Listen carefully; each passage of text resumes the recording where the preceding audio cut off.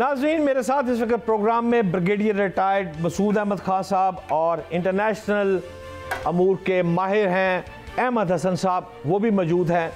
सवाल सबसे पहले अहमद हसन साहब, मैं आपकी तरफ आ रहा हूँ और आपसे ये जानना चाह रहा हूँ कि आपने अभी देखा एक FIR का ड्रामा। ये 6 किलोमीटर दूरी पर एक जगह है और वहाँ से FIR के मुताबिक जो पहलगाम हमला है वो 1:50 से 2:20 तक जारी रहा, यानी कि 10 मिनट के अंदर अंदर FIR दर्ज हो जाती है। मैं आसान ज़बान में अहमद हसन साहब आपसे ये जानना चाहता हूँ, पहाड़ी रास्ता है, सड़क तो है नहीं, तो क्या है भारतीय राफेल तैयारे पर बैठकर SHO के पास आ गए थे रपट करवाने? How it possible sir?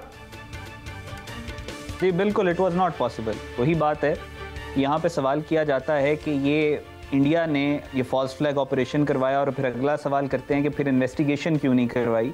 मैं जवाब ये देता हूँ कि जब करवाया, इन्वेस्टिगेटर्स ने खुद करवाया ये ऑपरेशन, तो फिर वो इन्वेस्टिगेशन क्यों करेंगे? तो वो पुलिस वाले या इंडियन एस्टैब्लिशमेंट की आप बात करें या इनकी इंटेलिजेंस एजेंसीज की बात करें, टेक्निकली तो ये वाकया होने से पहले FIR दर्ज करवा सकते थे, क्योंकि इनको तो पता था।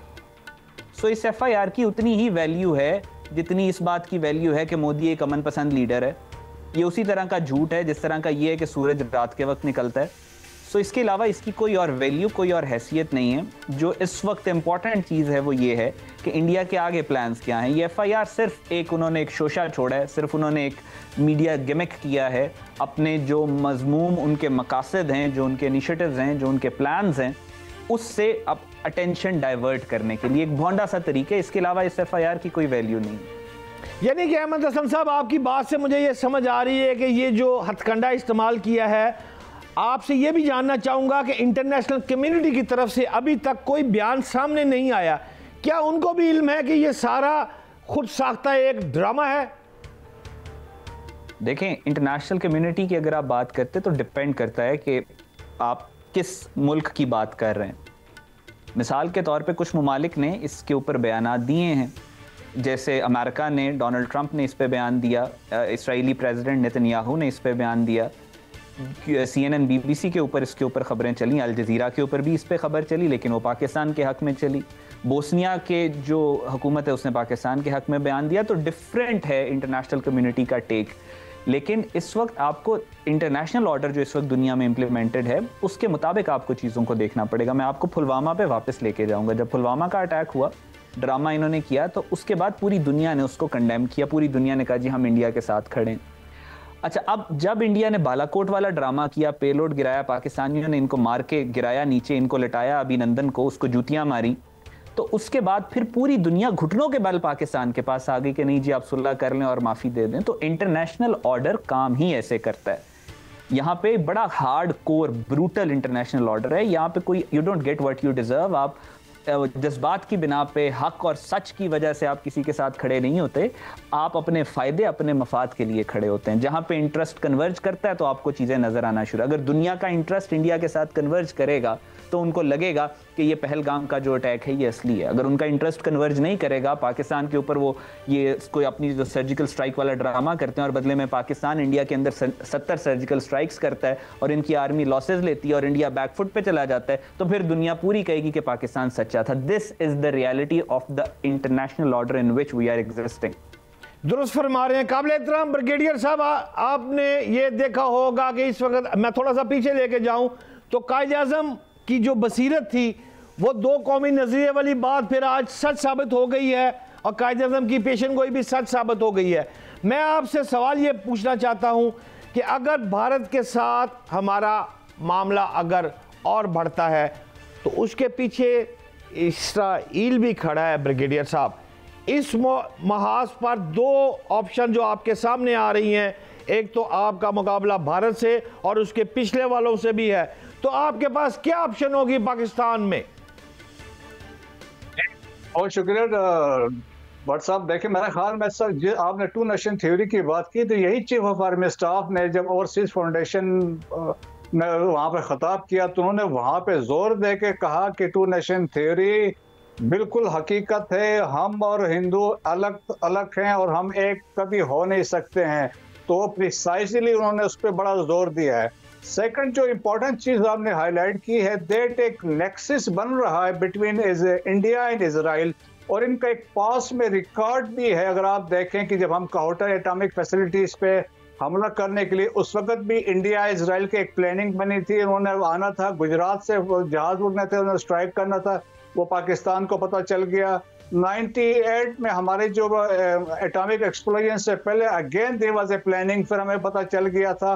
अब जो लेटेस्ट न्यूज़ आ रही है कि जिस तरह हमारे मिनिस्टर्स ने भी इसको इशारा किया, इजरायलीज पहुंच चुके हैं श्रीनगर में और वो आए हैं टेक्निकल स्टाफ, तो इससे पता चलता है कोई नेक्सस बन रहा है, कुछ होने लगा है जो वहाँ पे उनके प्रेजेंस से।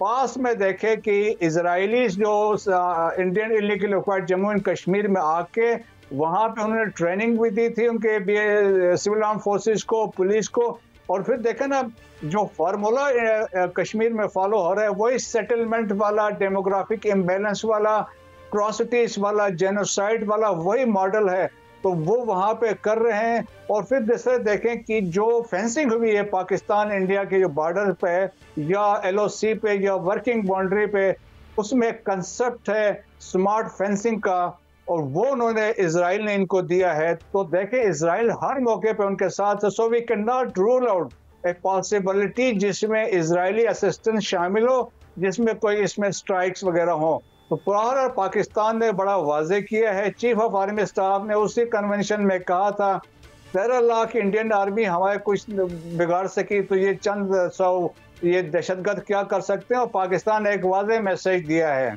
देखें कि पानी जो है हमारा एक एसेट है, नेशनल इंटरेस्ट भी है, अगर ये इसमें कुछ डाइवर्ट करते हैं, कोई एफर्ट करते हैं तो it is act of war, और इसके लिए Pakistan can go to any limit, even there is a requirement होगी न्यूक्लियर वेपन्स यूज करने के लिए, हमारे लिए तो लाइफ और डेथ की बात है ना, तो then we will not tolerate using nuclear weapons. उसकी भी एक पैरामीटर सेट है। पाकिस्तान की देखें, वी आर थ्रेटन, हमारे अगर इकोनॉमी थ्रेटन होगी, पोलिटिकली वी आर थ्रेटन, और या पार्शियल स्पेशल उसमें कोई थ्रेशोल्ड आ जाता है, तो इन दैट केस या मिलिट्री थ्रेशोल्ड होता है, Pakistan will certainly will use nuclear weapons. Brigadier साहब, जब आप बात कर रहे हैं कि इसराइल अगर पीछे खड़ा है, आप ये फरमा रहे हैं, तो फिर तो मैथमेटिक्स का वो फार्मूला मुझे याद आ रहा है, A=B, B=C, सो C=A, यानी कि अगर इसराइल खड़ा तो फिर अमेरिका भी खड़ा है।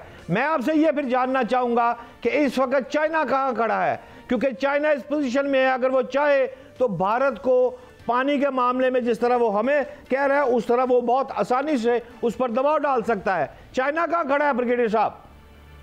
देखें जी, चाइना बिल्कुल देखिए पाकिस्तान के साथ खड़ा है, लेकिन चाइना ने एक चीज वाजे की है, वो जंग नहीं चाहते, उनकी जो स्टेटमेंट आई है। लेकिन जब पाकिस्तान पे कोई ऐसा प्रेशर पड़ेगा, स्पेशली हमने देखा है, स्पेशली जब उन्होंने 2019 में 370 किया, 35A को रिवोक किया, तो उसके बाद से वो पाकिस्तान के साथ खड़ा है, और वो समझता है कि पाकिस्तान की सॉवरेनिटी की हिफाजत करना चीन वो अपना एक फ़र्ज समझता है।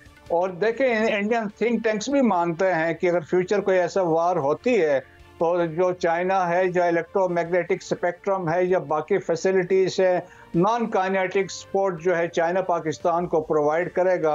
अब वो वक्त आया है ना कि अब इंडिया के लिए तो तीन फ्रंट बन जाएंगे, पाकिस्तान भी है, चाइना भी है, उधर बांग्लादेश के मुसलमान भी हैं, वो भी डंडा देंगे। तो मेरे ख्याल में अभी एक इंडिया ने एक जो पंगा लेके अपना को तो एक्सपोज भी करवाया है, इंटरनेशनली ट्रांसनेशनल रिप्रेशन में भी एक्सपोज हुआ था, अब ये ड्रामा करके भी एक्सपोज आहिस्ता आहिस्ता वो खुल के आ गया है कि it was a stage drama. तो मेरा ख्याल में India now has gone on a weaker wicket. Brigadier साहब, जंग की सूरत में कौन से ऐसे ममालिक हैं जिनसे आपको बहुत उम्मीद आप देख रहे हैं कि ये पाकिस्तान के साथ खड़े हैं? कौन से ममालिक ऐसे हैं? देखेंगे, पहले तो हमने अपने सेल्फ रिलायंस पे हमने अपना आप को करना है। पाकिस्तान की अपनी रिस्पांसिबिलिटी है, सॉवरेनिटी, टेरिटोरियल इंटीग्रिटी पे पाकिस्तान आप देखें ना कि कन्वेंशनल बड़ा स्ट्रांग फोर्स है और बैटल हार्डन फोर्स है, न्यूक्लियर आर्म्ड है, मिसाइल फोर्स है, लेकिन हमें तो जैसे मैंने कहा नॉन काइनेटिक सपोर्ट जो होगी चाइना के से मिलेगी, और मिडिल ईस्ट में यकीनन हमें सऊदी अरब से या कतर से या UAE से ज़्यादा तवक्कुआत हैं। काबिल एहतराम अहमद हसन साहब, मैं आपसे ये जानना चाहूँगा कि अगर एक साइड पर भारत मुआहदा कैंसिल करने पर आ गया है तो आपके पास ऑप्शंस क्या हैं इसके मुकाबले में? क्या शिमला मुआहदा भी मुअत्तल कर देने का वक्त आ गया है? अगर सिंतोस मुआहदा मुअत्तल हो रहा है तो फिर शिमला मुआहदा भी मुअत्तल होने जा रहा है, क्या कहेंगे अहमद हसन साहब? देखिए शहजाद साहब, सच्ची बात ये, हमारे पास सिर्फ एक ऑप्शन है और वो तलवार है, वो जंग है। हमारे पास सिर्फ और सिर्फ यही ऑप्शन है। और ये जो बात की है ब्रिगेडियर साहब ने, मैं इनके साथ 100% एग्री करूंगा। इस सारे फियास्को के पीछे इसराइल खड़ा है और ये सारा प्लान इसराइल से मॉनिटर हो रहा है। इसको ऑर्केस्ट्रेट करने वाले इसराइली हैं। और मैं आपको सीरियसली बता रहा हूं कि अब जो होने वाला है पाकिस्तान और इंडिया के दरमियान में, it's writing on the wall. और ये जो होने लगा है, आज से पहले इंसानियत की तारीख ने वो विटनेस नहीं किया होगा, मैं कैटेगोरिकली आपको बता रहा हूं। और ये जो जंग होगी, इस तरह की जंग इंसानों ने कभी नहीं देखी होगी। 70 साल से पाकिस्तान के बारे में बुजुर्ग फरमा के गए, ये अल्लाह के राजों में से एक राज है। ये साले अलैहिस्सलाम की ऊँटनी की तरह मोजज़े से बना था, मोजज़े से कायम है। ये मुल्क मोजज़े से कायम था तो किसी वजह से कायम था, और वो वजह आज आपके सामने आ गई है। जो रसूल खुदा सल्लल्लाहु अलैहि वसल्लम का मिशन था, मक्का के अंदर बुत परस्ती का खात्मा, वो अब 1400 साल बाद अब पूरा होगा। ये जंग जो हमारे ऊपर इम्पोज कर रहे हैं, इस जंग का हमें 1400 साल पहले बता दिया गया था कि ये होना है। रसूल खुदा सल्लल्लाहु अलैहि वसल्लम ने डायरेक्टली फरमाया था कि आखिरी टाइम की, जिसका मफहूम है कि आखिरी टाइम में एक लश्कर उठेगा जिसके झंडे गहरे सब्ज रंग के होंगे और वो हिंद के हुक्मरानों को जंजीरों में लपेट के लाएंगे, और जब पलटेंगे तो शाम में ईसा इब्ने मरियम को पाएंगे। तो पाकिस्तान को जो कहा जाता है, ये इसराइल का एंटीडोट है कि पहले पाकिस्तान, कुरान में आता है कि पहले तिरयाक आता है और फिर बीमारी आती है। तो इसराइल की बीमारी पैदा होने से पहले खुदा ने उसका इलाज नाजिल फरमा दिया था पाकिस्तान की शक्ल में। अब ये जंग होगी, इस जंग की बशारतें 1400 साल से औलिया अल्लाह और फुकरा और स्कॉलर्स दे रहे हैं, और हम पिछले 3 साल से क्लियरली बता रहे हैं कि जो इंडिया की वॉर प्रेपरेशन है वो इस बात की तरफ इशारा कर रही हैं that they are going for a mischief, a misadventure, a miscalculation. ये जंग इंडिया शुरू करेगा, लेकिन हम कसम खाते हैं कि दिल्ली से पहले इस दफ़ा हम नहीं रुकेंगे, और पाकिस्तान के मुजाहिदीन दिल्ली पे एक दफ़ा फिर हुकूमत करेंगे। This is what that is going to happen. लेकिन वहाँ तक पहुँचने से पहले एक आग और खून का दरिया है जिसको हमने अबूर करना है। काबिल एहतराम ब्रिगेडियर साहब, मेरे मेहमान अहमद हसन साहब ने वाज़ह तौर पर कह दिया है कि दीवार के ऊपर लिखा है और तलवार का जिक्र कर रहे हैं। इस लिहाज से तो फिर मैं आपसे ये जानना चाहूँगा कि इस वक्त मुझे थोड़ा सा आसान ज़बान में समझाएं, पाकिस्तान के पास कौन से मिसाइल हैं, उनकी कितनी रेंज है और हम कहाँ तक जा सकते हैं? ब्रिगेडियर साहब।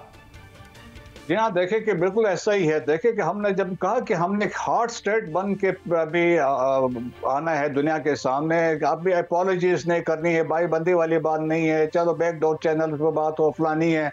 अब आपने अपने पाँव पे खड़े हम हुए हैं और हमने एक स्ट्रांग स्टैंड लिया है। तो देखें पाकिस्तान की जो कन्वेंशनल कैपेबिलिटी है, देखें हमारे पास शाहीन है जिसका मैक्सिमम रेंज 2350 किलोमीटर है। सो हम कलकत्ता तक हिट कर सकते हैं। तो हमारी वो कैपेबिलिटीज है। हमारे पास टेक्टिकल न्यूक्लियर वेपन्स है जो हमारे पास नसर की सूरत में है। सो हमारी जो कैपेबिलिटीज है, अल्हम्दुलिल्लाह हमारी कन्वेंशनल ताकत है, हमारी मिसाइल्स जो हैं, और इसके अलावा हमारे जो एटॉमिक है। और हमें जब हम एटॉमिक टेक्नोलॉजी की बात करते हैं, we are far ahead from India. तो मेरे ख्याल में इंडिया ये 100 दफ़ा सोचेगा, पंगा तो ज़रूर लेगा, लेकिन जिस तरह अहमद साहब ने कहा है कि it will be disasters, catastrophic situation होगी इंडिया के लिए, क्योंकि उन्होंने पाकिस्तान को अंडर एस्टिमेट किया। स्टिल वो 71 वाली बात सोच रहे होंगे, लेकिन उस वक्त डिफरेंट हालात थे। आज हम एक डिफरेंट हालात में मौजूद हैं, और Pakistan army, Pakistan arm forces और पाकिस्तानी कौम अफवाज पाकिस्तान के साथ शाना बशाना खड़ी हो। जिस तरीके से हमने अभी पब्लिक ओपिनियन देखा है, हमने नेशनल असेंबली में देखा है, सेनेट में देखा है, जिस तरह एक जोश और जज्बा है, ये वही जज्बा मुझे नज़र आ रहा है जो 65 में लोग पाकिस्तानियों ने डेमोस्ट्रेट किया था। बहुत शुक्रिया, इंतहाई काबिल एहतराम ब्रिगेडियर रिटायर्ड मसूद अहमद खान साहब नाज़रीन मेरे साथ थे।